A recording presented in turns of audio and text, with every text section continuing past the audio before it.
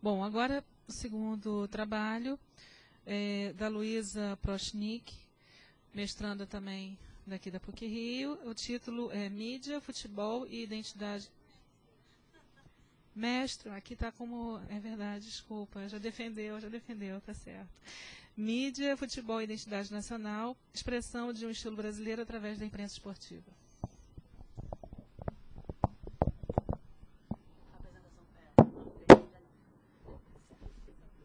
Alô? Cláudia, muito obrigada. Bom, em primeiro lugar, boa tarde. É um prazer estar de volta aqui 4 meses depois da defesa da dissertação, na mesma sala, né? Novamente em companhia do meu orientador na produção desse artigo, que afinal é um desdobramento da própria dissertação, né? É um ponto de reflexão que eu e Leonel a gente considera que ainda vale um estudo muito maior sobre esse tema, então a gente pretende desenvolver isso, né? Além de outros tantos temas que a dissertação sempre propõe, né? Acho que é um dos objetivos. Então, mídia, futebol, identidade nacional, expressão de um estilo brasileiro através da imprensa esportiva, né? É dentro do grupo de pesquisa que a gente atua, né? Que trabalha com teorias do jornalismo e experiências profissionais. Pode passar, por favor. A proposta do trabalho principal é pensar e mapear, né, essa relação entre os dois importantes pilares da sociedade brasileira, que é a mídia e o futebol, né, e também refletir acerca da cobertura jornalística esportiva, responsável pela popularização e reforço do sentimento de brasilidade durante o período de Copa do Mundo, né, um período muito peculiar, que é o período onde se passa, onde eu faço o estudo referente à minha dissertação, né, e pela construção de um estilo brasileiro de jogar futebol, que é o mote que a gente pega para esse trabalho, né? O que seria esse estilo brasileiro de jogar futebol, em que muitos acreditam e falam, né, como uma essência, mas que a gente defende aqui que é uma construção simbólica que acontece através da imprensa esportiva. Pode passar, obrigada. Enfim, então, a relação entre mídia e futebol, né, estudada por diversos pesquisadores, ela vem desde o surgimento de ambos. Quando eu falo esporte, eu estou me referindo ao esporte moderno. Se vocês forem pegar o texto do Bourdieu, que fala sobre o campo esportivo, é nesse momento onde há essa separação entre os que praticam, os profissionais, né, e os leigos, né, e que abre espaço para essa empresa esportiva, que é a que passa a divulgar, que passa a ser a principal mediadora entre esses profissionais e os leigos, né, e os meios de comunicação de massa, que também surgem no século XIX, em meio ao contexto de uma revolução industrial, com o aumento da população urbana, aumento da alfabetização, desenvolvimento dos processos tecnológicos e do consumo, né. Então, eles são 2 filhos diletos da modernidade, né, uma citação do Edson Gastaldo, um pesquisador do Sul que estuda bastante essa relação do futebol, né. O Elal pensa e traz essa questão para uma questão do Brasil, né, afirmando que essa questão do desenvolvimento do futebol, né, do surgimento e desenvolvimento da popularização do futebol no país, tem tudo a ver com esse momento também da mídia, né, os dois têm essa relação muito forte.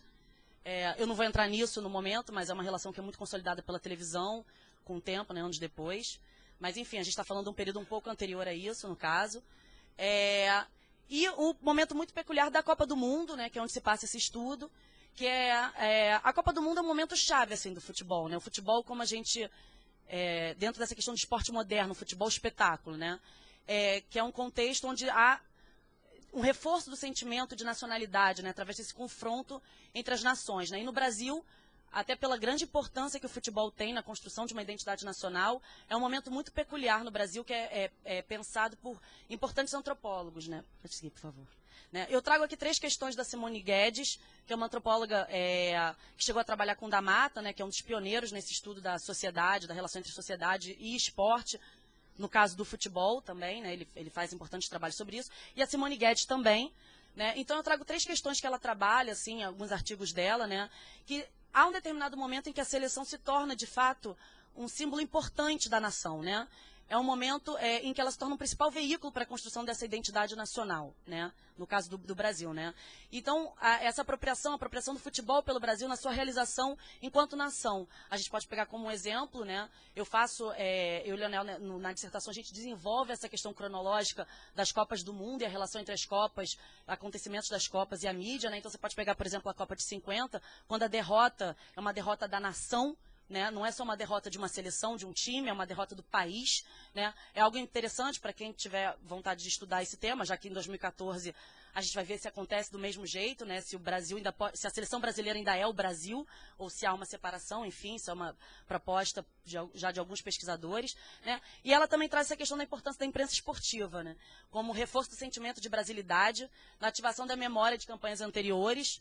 Acho que todo mundo está mais que acostumado com esse papel da mídia, né, em trazer momentos anteriores de outras Copas e reforçando esse sentimento de vai chegar a Copa, é o nosso momento Brasil, né? E na intensa divulgação de notícias sobre a seleção brasileira cotidianamente, né, do nosso noticiário. Pode passar, por favor. Bom, então, o que eu identifiquei, eu e o Leonel, a gente foi conversando sobre isso, né, e a gente chegou à conclusão que tem um momento chave, assim, que é a Copa do Mundo de 38, né, vários pesquisadores tratam desse momento, e é um momento que, assim, me causa uma certa perturbação, assim, no sentido, deixa aquela pulga, assim, de que tem alguma coisa a mais para ser pesquisada, né, então eu trago esse momento aqui para vocês. A Copa do Mundo de 38 é considerado o primeiro êxito nacional, muito curioso, né, porque ficar em terceiro lugar naquela época era considerado êxito, né, o que hoje pra gente imagina, não faz o menor sentido. Mas, enfim, foi a primeira vez que o Brasil ficou em terceiro e teve vitórias importantes. Então, quer dizer, essa Copa reúne elementos fortalecedores da seleção brasileira enquanto símbolo da nação. Esses são esses elementos que eu trago para vocês, que permite exatamente essa metonímia Brasil e seleção brasileira, que é proposta pelo Gastaldo. A Simoni também trabalha com essa metonímia, enfim, vários outros pesquisadores tratam, quando falam de seleção brasileira, falam de Brasil sendo um sinônimo, né?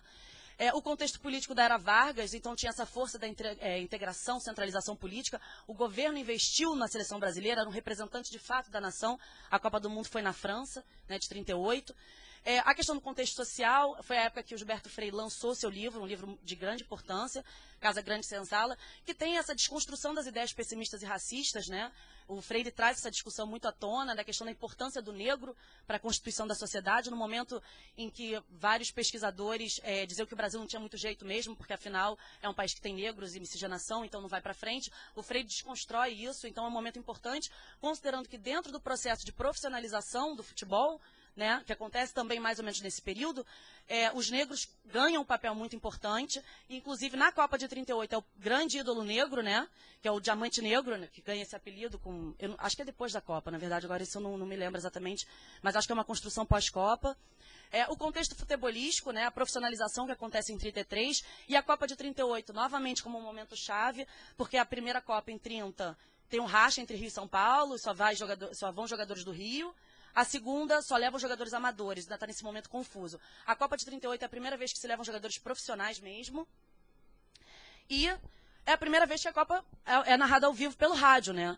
E alguns pesquisadores que estudam esse momento dizem que houve uma mobilização popular jamais vista. Junto com todos esses elementos, imagino que isso tenha sido uma coisa que eles dizem que envolveu todo o país, né? Eu não sei até que ponto que realmente isso pode ser uma afirmação de todo o país, né? Naquele momento ainda que era muita coisa, não era integrada, mas enfim. E Gilberto Freire publica na imprensa um artigo chamado Futebol Mulato. Pode passar, por favor.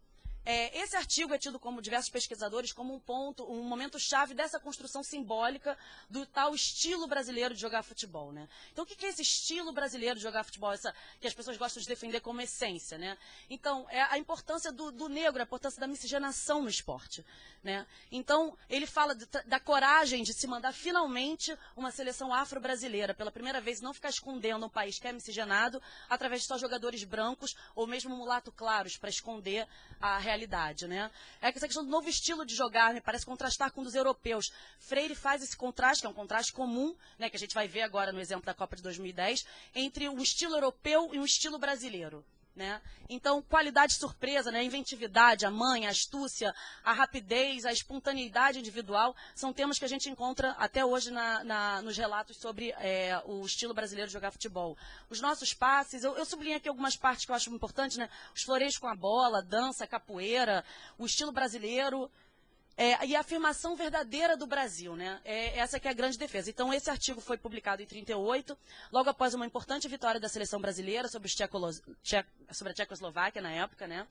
Enfim, e acredita-se que seja um ponto de partida. E esse artigo, ele é publicado, ele surge a partir de uma pergunta de um repórter francês, na Copa foi na França, que perguntava o que o Freire achou da seleção brasileira. Então, ele produz.